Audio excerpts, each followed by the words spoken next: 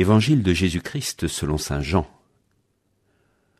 En ce temps-là, après avoir passé 2 jours chez les Samaritains, Jésus partit de là pour la Galilée. Lui-même avait témoigné qu'un prophète n'est pas considéré dans son propre pays. Il arriva donc en Galilée. Les Galiléens lui firent bon accueil, car ils avaient vu tout ce qu'il avait fait à Jérusalem pendant la fête de la Pâque, puisqu'ils étaient allés eux aussi à cette fête. Ainsi donc, Jésus revint à Cana de Galilée, où il avait changé l'eau en vin. Or, il y avait un fonctionnaire royal dont le fils était malade à Capharnaüm. Ayant appris que Jésus arrivait de Judée en Galilée, il alla le trouver. Il lui demandait de descendre à Capharnaüm pour guérir son fils qui était mourant. Jésus lui dit : « Si vous ne voyez pas de signes et de prodiges, vous ne croirez donc pas. » Le fonctionnaire lui dit : « Seigneur, descends avant que mon enfant ne meure. » Jésus lui répond : « Va, ton fils est vivant. » L'homme crut à la parole que Jésus lui avait dite, et il partit. Pendant qu'il descendait, ses serviteurs arrivèrent à sa rencontre et lui dirent que son enfant était vivant. Il voulut savoir à quelle heure il s'était trouvé mieux. Ils lui dirent : « C'est hier, à la 7e heure, au début de l'après-midi, que la fièvre l'a quitté. » Le père se rendit compte que c'était justement l'heure où Jésus lui avait dit : « Ton fils est vivant. » Alors il crut, lui, ainsi que tous les gens de sa maison. Tel fut le second signe que Jésus accomplit lorsqu'il revint de Judée en Galilée.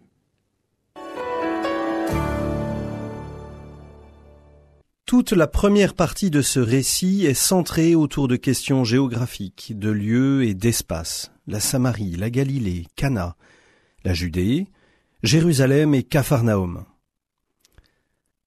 On a l'impression d'être sur une carte topographique. La seconde, autour d'une question temporelle, l'heure à laquelle l'enfant s'est trouvé mieux. Nous passons ainsi de l'espace au temps, selon une pensée chère au pape François pour qui le temps est supérieur à l'espace.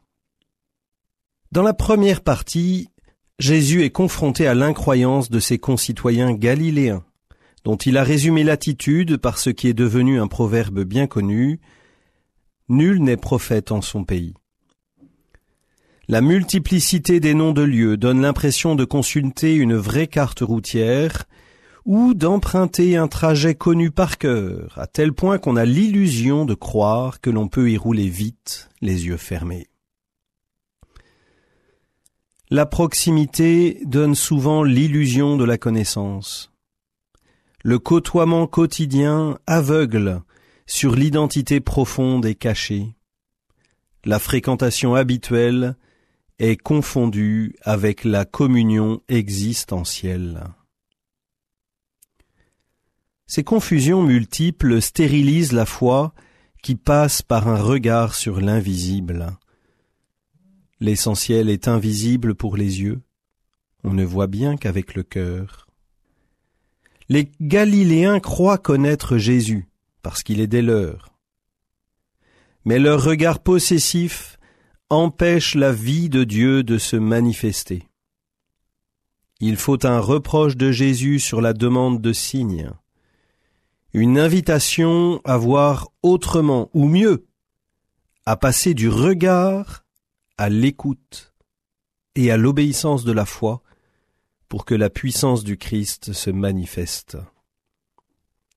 Croire à la parole que Jésus nous dit chaque jour dans la liturgie de la messe, en particulier dans l'Évangile, est la route qui peut nous mener vers Capharnaüm où, comme ce fonctionnaire, nous pourrons découvrir émerveillés l'action salvifique de la parole divine. L'évangile du jour était commenté par le père Guillaume Le Floch, recteur du séminaire interdiocésain